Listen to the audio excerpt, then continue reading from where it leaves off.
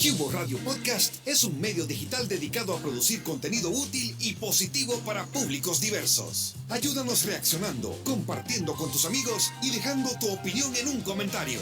¡Comenzamos! Comenzamos, queridos amigos, y damos inicio a una nueva edición de Punto de Equilibrio Podcast. El programa de Cubo, el podcast de Cubo, donde intentamos... Uy, aquí ha pasado algo, mire, con su cámara. Ahí está. Ahí está. Ya se arregló. Bueno, estamos en vivo a través de la señal de Cubo Radio Podcast. Estamos muy contentos de poder dar inicio a este nuevo podcast que semana a semana procura ser un lugar a donde usted pueda encontrar su punto de equilibrio, tal y como se llama el podcast. Pues encontrar el equilibrio de sus emociones, de sus frustraciones, de sus enojos, de preguntas que tal vez usted tenga en la vida y eso lo tenga un tanto desbalanceado. Bueno, para eso nos reunimos los martes con el licenciado José León. Bienvenido, licenciado. Muchas gracias. Aquí estamos ya listos para hablar de otro tema interesante. Otro tema interesante. Mira, ha tenido una buena aceptación. Ha habido muchos jóvenes compartiendo el podcast, viéndolo completo, y eso es importante. Con Sí. una persona que nos vea, con una persona que nos retuitee en Twitter, con una persona que nos comparta en Facebook, con una persona que nos dé la oportunidad de reaccionar en Facebook o de dejarnos un comentario en YouTube, para nosotros es suficiente. Ganancia. Es ganancia, porque Ganancia. esta persona lo comparte, lo ven sus amigos también en el Facebook, lo ven sus amigos en las redes, y esto pues nos ayuda a que el tema y el contenido pues se vaya expandiendo, y eso creo que es lo más importante. Bueno, licenciado, hoy vamos a hablar acerca de la adolescencia en casa. Hoy vamos a hablar de la adolescencia. ¿Qué es la adolescencia? Esa es una de las cosas que creo que lo que sucede es que de alguna manera hemos satanizado la adolescencia. ¿Será tanto así? Porque hemos creído que la adolescencia es una etapa de rebeldía, una etapa de hormonas y de no sé qué. Pero en realidad todas las etapas de la vida tienen crisis. Todas. Okay. Todas. Ahora, que en la adolescencia hay una consolidación de la identidad y estos elementos, es otra cosa. Ese es otro pisto. Es otro pisto. Y además, hay un elemento en la adolescencia importante que no lo valoramos y que quizás lo invisibilizamos, Okay. y son los duelos. Ajá. Son los duelos. ¿Y los duelos de quién? Los abuelos. Es en la etapa donde mueren los abuelos. Es cierto. A mí me pasa. Bueno, ya no era adolescente, pero... Pero estábamos en esa, entre Porque adolescencia vaya, y juventud. Ahora, ¿la adolescencia es de qué edad a qué edad? Para que también vayamos ubicándonos en razón de edad. De acuerdo a la legislación salvadoreña, estamos hablando de los 12 a los 18. Esa es adolescencia según la ley Crecer. Ok. Pero según la Organización Mundial de la Salud, es desde los 11 a los 19. Ok. Todavía hay algunas concepciones ahí 21. ¿Qué consideración tiene usted como psicólogo? Creo que llegamos a los 19. 19, por ahí ya un poco más consolidada la identidad del adolescente y hay mayor racionamiento de los elementos de la vida. Okay. Ahora, con respecto a la ley, pues si nos podemos meter ahí un poquito, con respecto a la ley, pero ya después de los 18 años, según la ley, es juzgado como adulto. Es juzgado como adulto. Sí, pero es que hay un tema álgido que se puede tocar porque estamos hablando también de alguna manera de la ley penal juvenil, que también puede ser juzgado. Hoy por hoy es un tema álgido ese tema de decir juzgado como adulto, porque los adolescentes están siendo juzgados como adultos en nuestro país. Okay. Pero la ley Crecer mandata ese periodo de tiempo, de los 12 a los 18 como adolescentes. Va, ok. Dicho y estando claros con el parámetro de 12 a los 18, entonces decía que es una de las etapas donde se vive un duelo muy importante para muchos, que es el caso de la pérdida de los abuelos. Sí, ese es un elemento que se invisibiliza. No lo había visto así, fíjese. Sí, se invisibiliza y creemos que el adolescente no sufre porque su abuelo murió, falleció, o está viviendo una enfermedad crónica, que es lo más común. Los abuelos entonces comienzan a disminuir. Y aquí hay un elemento importante, y es que el niño, ¿con quién se identifica? Aparte de su mamá y su papá. Con sus abuelos. Con sus abuelos. Y sobre todo si más de algún abuelo o abuela los ha criado. Los ha cuidado. Ha sido responsable de ellos. Entonces, invisibilizamos esa crisis en la adolescencia. Ahora, Si es posible que esta crisis o este duelo se vive distinto si mi abuela, en mi caso, que mi abuela murió cuando yo tenía, eso fue 2015, hace 9 años, o sea, yo tenía 31. No lo hubiese tomado igual si hubiese tenido 16. sí, no, Ajá, ok. definitivamente. El vínculo y el apego eran muy fuertes en ese momento. No estoy diciendo que ahorita no, pero ya nuestro cerebro neocórtex ya tiene un mayor razonamiento del duelo, de la pérdida. Sí. Entonces, volviendo a esto de invisibilizar, ese es un elemento que se invisibiliza en la adolescencia y hemos señalado a la adolescencia como la fase más crítica de la vida, donde el cipote rebelde es malcriado, pero no necesariamente está vinculado con eso. No necesariamente. Ahora, como de alguna manera, hemos estereotipado y decir que la adolescencia es la fase más crítica de la vida, entonces hemos creído y hemos venido repitiendo esos patrones. Y en realidad la adolescencia es una etapa más de la vida, Okay. como la juventud, como la adultez. O sea, todas las etapas tienen sus crisis. Son totalmente distintas. Pero usted ve a un adulto en crisis, sí, hay crisis. Ve a un niño en crisis, hay crisis. Hay crisis en la adolescencia. Ahora, volviendo a esto, la adolescencia definitivamente se convierte en fundamental porque aquí es como donde se consolidan ciertos parámetros y ciertos elementos. Donde dejamos de ser niños y prácticamente proyectamos ser adultos. Y eso es una de las cosas importantes. Ajá, en razón de los comportamientos, ¿podemos percibir el mismo comportamiento si es hombre o es mujer? Definitivamente no. Ya recuerda el otro podcast, decíamos que definitivamente hombres y mujeres a nivel cerebral somos distintos. Y en la adolescencia que se da entre la pubertad y la adolescencia es que en las mujeres se da su primer periodo. Sí, igual. Ya ese es un cambio físico, hormonal, grande, severo. Pero también existen poluciones en el hombre. Hay poluciones, o sea que hay cambios hormonales en el hombre también. Sí, el cambio de voz, la salida de vellos. Exacto. Etcétera. Entonces todos esos elementos de alguna manera nos van llevando a sí ciertas diferencias en el hombre y en la mujer. En el caso de los hombres, y aquí hay un elemento importante, el elemento cultural sale más al exterior. Okay. En cambio, la mujer se inhibe más. Claro, nuestros tiempos están cambiando, pues, pero de alguna manera eso se vivencia aún, donde el hombre sale más que la mujer. Entonces sí hay diferencias bien marcadas en la vivencia de la adolescencia, los hombres y las mujeres. Ahora, las personas que probablemente nos escucharán dirán, pues sí, pero mi hijo adolescente está rebelde en la casa. ¿Y qué hago? ¿Qué hago con ese cipote que está rebelde? Y una de las herramientas que ocupan los papás es ignorar. Y creo que ese es uno de los errores. Ignorar sus comportamientos. Ignorar al adolescente también. Entonces ahí estamos cometiendo uno de los errores, creo que uno de los errores más graves, en ignorar. Okay. Porque dicen, no le hablo, no le voy a decir nada. Estoy ignorando. Que vea qué hace. Hay que ver qué hace. Te lo dije. Ya te había dicho que eso no lo hicieras y mira lo que hiciste. Lo ignoro. ¿Dónde generamos un impacto cuando ignoramos a una persona? Autoestima. Generamos ese impacto. O sea, ¿qué dice el adolescente? ¿Qué dice? O sea, Cuando me ignoran. su sentir es bueno para mí, entonces no soy importante en No les importa. En este escenario. No soy importante. Y entra... Y hace más cosas para llamar más la atención. Lo más seguro.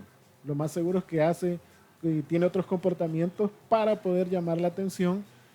Y aquí, como se está consolidando su identidad, su autoestima, en sus 5 elementos se ven afectados. Primer elemento, autoconcepto. ¿Qué es lo que pienso de mí? ¿Cómo me defino yo? Mi autoimagen, ¿cómo me veo yo? Y aquí hay un elemento, el adolescente quiere verse también para los demás. El adolescente quiere verse para los demás. ¿Hombre o mujer? Hombre o mujer. Mi estima social, ¿qué piensan los demás de mí? Mi autocuido, ¿cómo me cuido yo? Entonces todos esos elementos se ven afectados y cuando nosotros como padres, como adultos, ignoramos el comportamiento del adolescente. Entonces sé que causa dolor y canas verdes el hecho de tener un adolescente en rebeldía, en oposición a la norma. Pero esa es una característica de este periodo, estar en oposición a la norma. Ahora bien, el estar en oposición a la norma no necesariamente significa que eso sea malo. Al contrario, él está creando su propia identidad. Por eso es que hay oposición, porque está creando su propia identidad. Ahora, como papás nos toca, aquí hay una palabra clave que cualquier autor lo maneja, es la negociación. Negociemos, pero sin ceder. ¿Cómo así? Negociar sin ceder al 100% de lo que el adolescente está solicitando. ¿Cuál podría ser una negociación? Un término intermedio. Busquemos un problema y negociemos. Resulta que yo quiero ir a una fiesta. El adolescente quiere ir a una fiesta, viernes en la noche. Y la fiesta llega hasta las 2 de la mañana. Es una hora en la que ya no se puede hacer ruido, incluso ventas de bebidas alcohólicas ya están suspendidas, hay ordenanzas municipales. Es la hora, dijéramos que es la hora normal, entre comillas. Entonces, ¿hasta qué horas puedo llegar? Bueno, pero ese razonamiento no me lo va a hacer el adolescente. Vengo yo como padre y le digo, entonces, la fiesta es hasta las 2, podés ir, ¿ya? Pero 9 de la noche. Si querés que te vengan a traer, pero yo te voy a ir a traer a las 10:30 de la noche. Así es. Ahí hay un término de negociación ya. Y entonces, ¿querés ir? Entonces, mira, papá, pero es que mira, todos se van, es que el pastel lo van a llevar un pastel. Sí, pero lo van a partir hasta las 12. Yo le recomiendo lo siguiente, no decir hasta las 10:30 de la noche, 9 de la noche, y partamos de ahí para negociar. Sí, yo dije 10:30 porque sabía que me iba a negociar y iba a llegar a las 12. Exacto. Yo hubiese llegado a las 12. Partiendo de eso es que tenemos que negociar. Que a las 9 muy temprano, Lick, tampoco. No, una negociación. Imagínese, muy socado. A las 6 de la tarde inició la fiesta y a las 9 lo quiere ir a traer. Demasiado. Entonces, pero partamos sí, de pero algo. no, ya, sí, tiene toda la razón. Entonces, negociar. Creo negociar. Que aquí lo importante es negociar. Negociar. Va. Y no ir al simplemente no. Simplemente no. A menos, me imagino yo, no sé, a menos que probablemente venga algún comportamiento previo en el que ya anteriormente hubiésemos fallado una negociación y entonces, mira, pero vos ahorita estás castigado, o vos ahorita tenés estas restricciones. Sí, vaya, pero ya ahí tenemos un antecedente y un escenario distinto porque ya violentó una norma. Ya violentó una norma. Y hay un comportamiento de oposición que es prácticamente de su desarrollo. Entonces, negocio. ¿Qué vamos a negociar? No solo la hora ya. Le agrego algo más. ¿Cuántas horas del teléfono? Está bien, vamos a ceder que vayas a la fiesta. 10:30 de la noche. Vamos a llegar por vos. Yo voy por vos. Pero habrá algo más. Porque ya se violentó una norma. Uso del teléfono. Al menos una hora menos. Una hora menos. El punto es enseñarle al adolescente porque la clave de la disciplina, volviendo en esta lógica, es que el adolescente aprenda habilidades para enfrentar los desafíos que la vida le presenta. Va a llegar un escenario donde necesitará estas técnicas de negociación. Porque al final eso es. enseñarle para la vida. No es un castigo solo por castigarle, tiene un propósito específico. Pero estar en oposición y decir, el adolescente quiere esto, y yo digo no, cierro la posibilidad.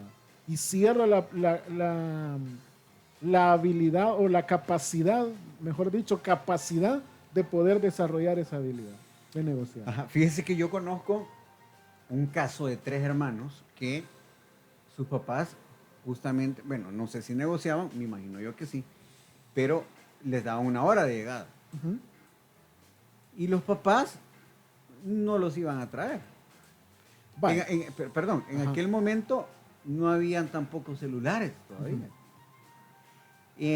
Los hermanos se iban Ujú, a la fiesta y había una hora de regreso, ujú. dijéramos a las 12. Pues a las 12 que regresaban, tenían por obligación que entrar a la habitación de los papás y darles las buenas noches con un beso. Ujú. Eso era a doble filo, porque primero la hora, ¿verdad? Y segundo, Sí cumplieron. el Y aliento. segundo, el aliento. El aliento. No, me parece una buena técnica. Una estrategia. Una estrategia. Ajá. Entonces, ok, esas eran las condiciones. Venís a las 12, cuando vengas, venís a la habitación, venís a darnos las buenas noches con un beso Ujú. y te vas a tu habitación y aquí no pasa nada. Entonces, eso ya los limitaba a ingerir bebidas alcohólicas, a fumar, etcétera, y cumplían, iban a su fiesta, disfrutaban, pues a su manera, me imagino yo, y había una negociación que se cumplía perfectamente. Perfecto. Vaya, pero aquí tenemos un elemento importante y es el elemento del estereotipo del adolescente. En el adolescente no puedo confiar. Ujú. Hay que confiar en los hijos. Confíe en su adolescente. Ok. Confíe. Hasta que se pierda. La confianza es una construcción. Ujú. Una construcción. Entonces, confíe en el adolescente que tiene en casa. Dele, establezcale normas, reglas si quiere, pero confíe. Pero si yo soy un papá que voy a estar, bueno, le voy a decir que sí, pero me voy a ir detrás de él. Ujú. ¿Eso qué genera en el adolescente? Tensión. Ujú. Esa tensión entonces, pero esto pasa por la educación cultural que hemos tenido. Hemos creído que la adolescencia es la etapa de la rebeldía, lo más complicado de la vida, y que son los hipotes malcriados. No, confíe. Ahora, creo que es más crudo cuando es niña, Ah, ahí estamos hablando ya de otro elemento. porque igual es adolescente, Sí, pero ella es niña. Exacto, y ahí vienen ya los patrones culturales machistas que tenemos, donde la niña no puede salir. Ujú. No puede salir porque hay que cuidarla. Ujú. Pero ¿por qué al niño no? ¿Por qué al adolescente no? Ujú. Al adolescente hombre. Ok. Ambos son sujetas de derecho y por ende deben protegerse. Ujú. Claro, con ciertos parámetros.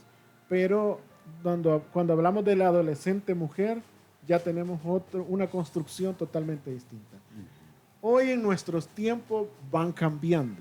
Definitivamente van cambiando. Si la adolescente mujer tuvo un papá machista y no la dejó salir, no la dejó experimentar, llega un momento en el que ya ella pueda tomar su decisión y explota, o sea, sale y cuando sale solo a regarla.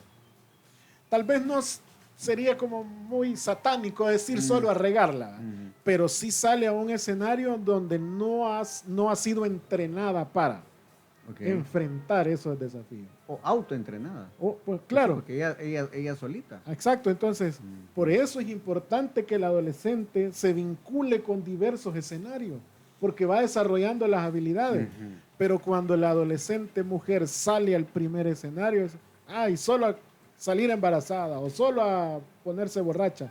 Claro, porque es necesario desarrollar las habilidades. Claro, bueno, soy mamá soltera, tengo a mi hijo adolescente, de 19 años, según la OMS dijimos, Ajá. ¿verdad? 19 años, adolescente todavía, según la ley, 18, 18. tiene 19 años. No es un muchacho rebelde, es un muchacho, pues, académicamente va bien, me ayuda mucho en la casa, es un buen muchacho, ¿verdad? ¿cómo le hablo a mi hijo adolescente del uso de preservativos, del cuidado sexual, del abordamiento sexual con una mujer? ¿Cómo se lo hablo? O sea, si soy mamá soltera, no sé, me da pena. ¿Cómo lo empiezo a abordar este tema? Vaya, aquí tenemos y yo lo voy a retomar, y perdónenme, pero la ley Crecer creo que ha hecho un retroceso, en ese apartado ha hecho un retroceso. Porque antes era un derecho a la salud sexual y reproductiva, ahora es un servicio. Y hay una gran diferencia, porque el derecho es inherente a mí, y el servicio me lo presta alguien más. Vale. Ajá, Ahora, derecho a la salud sexual y reproductiva. Ok. Antes era un derecho, con la lepina era un derecho. Y eso era inherente a mí, o sea, yo decidía como parte de mi derecho. Ahora como servicio, quien decide esa educación es el servidor público. Vale. O mi papá o mi mamá. Derecho a la educación sexual y reproductiva. Sexual y reproductiva, va, un derecho. Cuando hablamos de mujer y hombre, ¿verdad? Sí, cuando hablamos en una relación heterosexual. Ahí no hay distinción de sexo ni de nada por el estilo. Un derecho. No, por eso. Va, pero o sea, hablamos mujer y hombre. O sea, aquí no estamos hablando de diversidades ni de LGBTIQ+, no sé qué, no. Estamos hablando de educación sexual y reproductiva cuando estamos hablando de pareja hombre-mujer, ¿verdad? No, estamos hablando de un derecho a recibir educación sexual, y eso pasa por la planificación, los métodos anticonceptivos. No está vinculado con el género, digamos, en ese sentido. No está vinculado. Entonces, parto de eso porque estamos hablando de un joven de 19 años. Yo, mamá soltera, estoy en la obligación de mostrarle, enseñarle y educar a mi hijo para que se enfrente a estos desafíos que la vida tiene. Por ende, es importante la educación sexual. Entonces, ahí no hay vuelta de hoja. Desde el criterio de este servidor, debemos enseñar, educar a nuestros hijos desde tempranas edades. Y si nadie se lo está dando, pues uno como padre asumirlo. Asumir. Sin pena alguna. Es que, vaya, aquí voy a retomar los principios de la Convención de los Derechos del Niño. No nos vamos a meter a hablar de la Ley Crecer, pues. La Convención de los Derechos del Niño establece que un principio fundamental es el rol primario de la familia. Entonces, ¿quién es el primer garante? No es el Estado, es la familia. Entonces, la familia es la obligada a enseñarle esto. Quien debe prestar el servicio es el Ministerio de Salud, es otra cosa. Pero yo estoy obligado a enseñar. No es la escuela, es la casa, la familia. Entonces, ante este escenario, yo estoy obligado a enseñarle a mi hijo adolescente cuál es el uso del preservativo, por qué se usa un preservativo. Entonces, son los elementos preventivos. Ok, y como mamá soltera, ¿puedo buscar apoyo en mi hermano, el tío del adolescente? Si yo desconozco y confío en mi hermano, puedo hacerlo. Puedo hacerlo. Okay. De hecho, es parte de mi obligación si yo no lo sé. Pero con el abuelo, va. Sí, con También. la persona que usted considere. Ahora, si el abuelo es de las generaciones anteriores, lo más seguro es que sí, lo va a mandar a hacer otro tipo de cosas. Porque estamos hablando de educación sexual. No estamos hablando de promiscuidad. Estamos hablando de educación sexual. Sí, claro. Es totalmente distinto. Sí, obviamente, pues si hay educación religiosa, si hay un seguimiento espiritual en casa, pues hay distintos temas que ya un joven de 19 años sabe, pues conoce. Ahora con esto de la tecnología, pues ya a los 19 años creo que hay temas que ya los vieron, ya los abordaron entre ya hasta amigos, los practicaron. Muy probablemente. Sí. Va, si ese es el caso, no está de más siempre abordarlo como Claro, papás. claro. O sea, no me queda en el plan de asumo que ya lo sabe. Es que ese es el error que cometemos los papás, asumir que ya lo sabe, porque existe un estereotipo. Entonces, yo soy partidario que la educación sexual deben recibirla las niños y los niños a partir de ya que existe un razonamiento. Ya hay un razonamiento. Entonces los niños deben conocer su cuerpo y eso es parte de la educación sexual. Aquí no estamos hablando de uso de preservativos, nada por el estilo. Educación sexual es conocer su cuerpo. A partir de ese conocimiento de su cuerpo. Y nosotros que estamos acá hemos pasado por fases de nuestra infancia donde nos hemos tocado, sin que nadie nos diga, pero eso es parte del proceso natural del conocimiento del cuerpo. Entonces, en la adolescencia este tipo de elementos se sataniza, y creemos que esto es malo. Y en realidad, con una educación y con prevención, es importante que el adolescente esté empoderado de esto. Solo no quiero dejar pasar desapercibido un estudio que una autora, que yo hago la broma, digo hermana Papalia, pero hay un estudio científicamente comprobado que si papá tiene un buen vínculo con su hija, su desarrollo psicosexual se va a ver retrasado. ¿Qué estamos haciendo? Un buen vínculo. Un buen vínculo con papá. Su desarrollo psicosexual se va a ver retrasado. ¿Eso es bueno o es malo? Es decir, que la adolescente, mujer, lo más seguro es que no va a tener un contacto coital de forma prematura, sino hasta que esté preparada.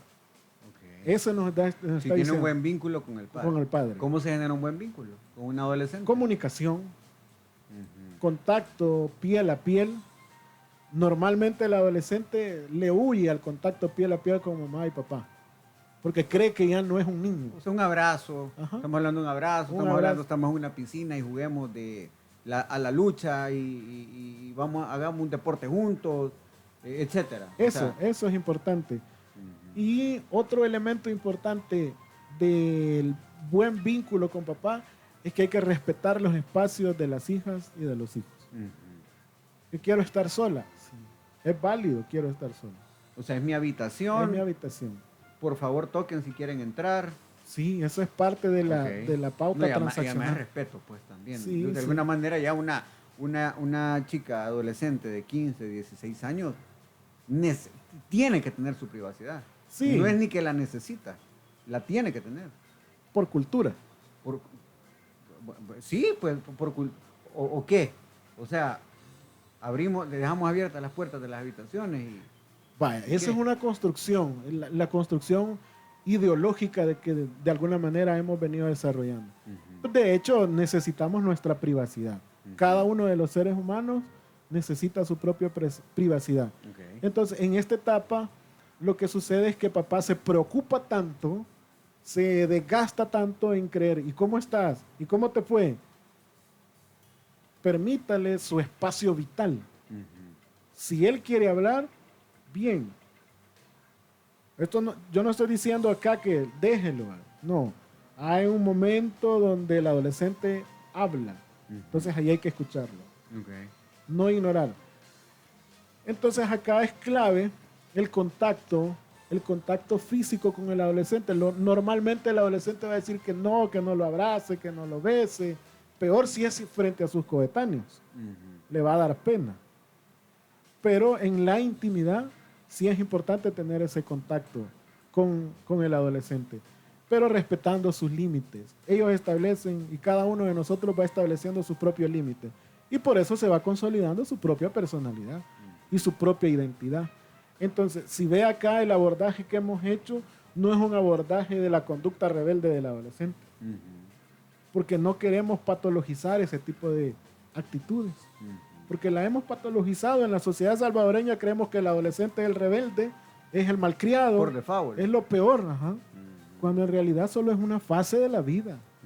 Yo les digo a los estudiantes, y los estudiantes que probablemente escuchen no me dejarán mentir, ustedes no tienen crisis. Sí, tienen. Uno no tiene sus crisis. Por supuesto que sí. Y lo mismo sucede en la adolescencia.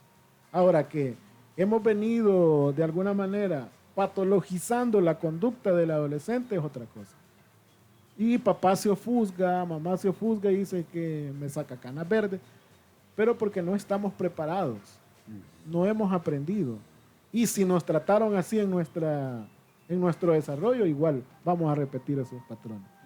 Una persona una vez me decía en San Miguel.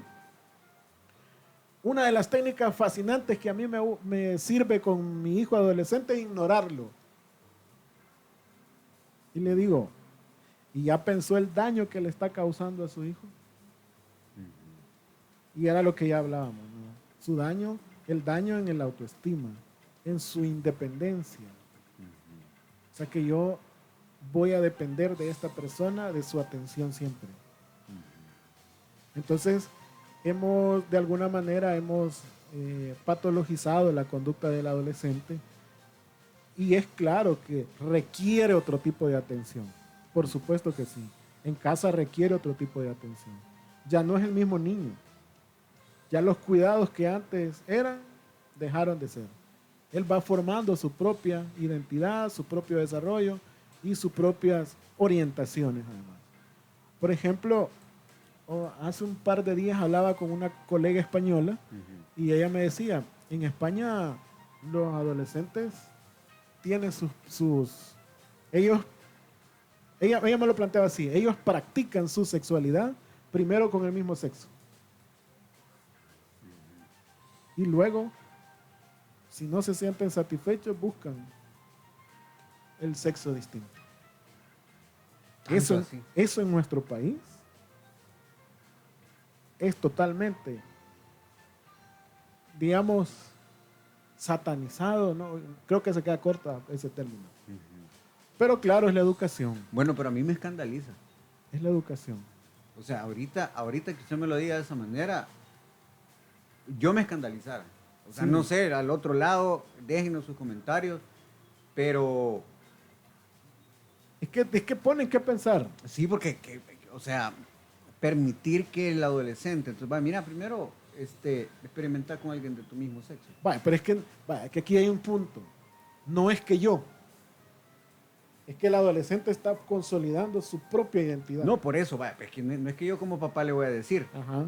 pero si se está repitiendo tantas veces y en el ambiente, eso es lo que se escucha, se siente, se ve, que se hace, desde ahí, en mi punto de vista, vamos mal. O sea, porque yo ya estoy generando un comportamiento. Vaya, en esta colonia lo que se hace primero es que los adolescentes, en esta tribu, en esta aldea, ajá. Lo que primero se hace es que primero experimentamos con los gorilas. Si a mí el gorila no me gustó, me paso con el humano. Es que, vaya, pero eso es parte de la construcción. Y estamos hablando de un contexto totalmente distinto. La educación sexual es totalmente distinta. Sí, no, bueno. Y en nuestro país... Culturalmente hablando también es totalmente distinto. Totalmente distinto. Entonces, en nuestro país nos escandalizamos por ese tipo de situaciones. Pero me refiero al hecho de la educación, del empoderamiento y la decisión que el adolescente pueda tomar. Sí, y fíjense que al final, qué bueno que tomamos esta arista de tema, dentro del tema de tenemos un adolescente en casa, porque también en la adolescencia es donde últimamente, mi percepción es, últimamente también se ha, en la adolescencia es donde más adolescentes, valga la redundancia, pues están ya dando a conocer su orientación sexual, ¿verdad? Hoy más que antes, ¿verdad? Hoy muchísimo más que antes, ¿verdad? Ya no lo ven como algo de lo que me tengo que esconder hasta que tenga 40, sino que hoy ya lo puedo decir, ¿verdad? Va, qué bueno que tomamos esta arista porque también es una situación que se puede presentar en la etapa de la adolescencia. ¿Y cómo lo voy a abordar? ¿Verdad? Como padre, como madre, como esposos, como familia. Sí, ese es un tema complejo todavía en nuestro país, porque decir hay que apoyar al adolescente no es en cualquier familia. No es en cualquier familia. En mi caso ya he recibido personas que dicen, mire, compóngalo. Y esto no es de componer, como que es martillo uno para... No, pues sí. Es una decisión. Es una decisión. Ahora, este tema pasa también por educación. Por educación. Y insisto en esa parte de la educación. ¿Cómo lo voy a abordar? Pues hay que aceptar y escuchar. Primero, creo que escuchar. Ok, bueno, mire, yo creo que ese tema desde ya mejor dejémoslo en el tintero para el próximo podcast. Ahí que nos comenten ahí qué sí, piensan. porque además siento que falta mucho por hablar. O sea, aquí la media hora una hora no nos hubiese alcanzado, en todo caso, en un solo podcast. Y creo que tengo dos. Uno, mi adolescente externó su orientación sexual y cómo abordarlo, entendiéndose es contraria a la que creemos que es, ¿verdad? Uh-huh. Va. Al heterosexual. Uno. Y dos, descubrí a mi adolescente consumiendo droga. Tengo un drogadicto en casa. Vaya, el término drogadicto es bien complejo. Ok. Porque, vaya, estamos frente al uso, abuso o consumo de una sustancia. Ok. Organización Mundial de la Salud. Y no podemos escandalizar estos tres elementos también. Uh-huh. La Organización Mundial de la Salud y todas las clasificaciones nos hablan de estos tres elementos. Uh-huh. Uso, abuso y consumo. Okay. Entonces, ojo con este dato, porque si su hijo está usando drogas, entonces hay que hablar. ¿Qué pasa? ¿Cuál es el efecto que está causando la droga? Y si hay algún elemento emocional, afectivo que está sucediendo y por medio de eso está canalizando esa tensión, habrá que hablarlo. Hablar de un drogadicto en casa sería como muy apresurado. Vale. Escuchémoslo. Entonces, dejemos eso en el tintero y dejemos el tema así, porque después lo vamos a desglosar. ¿Y por qué no? Porque presiento que incluso llamarlo de esa manera no es correcto. Sí. Va, ¿ok? No. Hablar de drogadicto no es correcto. Va. Entonces, en el próximo programa desglosamos eso, el por qué, y para que todos aprendamos, incluido yo, aprendamos del por qué no y cómo abordarlo. Porque ya este es un tema extenso. Igual lo del género. Me parece que también es muy importante, sobre todo porque en la etapa de la adolescencia es donde muy probablemente hoy agarran más valor y pueden decir, miren, yo realmente pues, yo no soy heterosexual. Más que valores, que hay más apertura, más flexibilidad en la sociedad. Uh-huh. Más que valores, hay mayor flexibilidad. Y quizás no hablemos de género, porque si no nos vamos a enchivolar. Mejor orientación. ¿Qué pasa con eso? Porque hablar de género es una ideología bastante compleja. Uh-huh. Y aquí sí podemos entrar en dilemas y no va a hacer que se nos enojen por el otro lado, ¿verdad? Bueno, perfecto. El podcast de ahora era adolescente en casa. Tenemos un adolescente en casa, ¿verdad? Sí. ¿Cómo abordarlo? Hablamos de escucharlo, no ignorarlo, exacto, generar un vínculo con ellos. Respetar su espacio. Respetar su espacio, ¿verdad? Y negociar. Y negociar.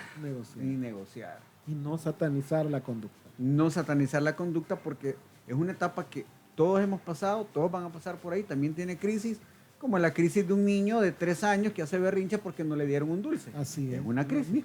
La misma situación. La misma situación. Hay que indagar el crisis nerviosa que puede tener un papá de 45 años que está hasta aquí de deudas, económicamente está mal, tuvo una crisis nerviosa, una crisis.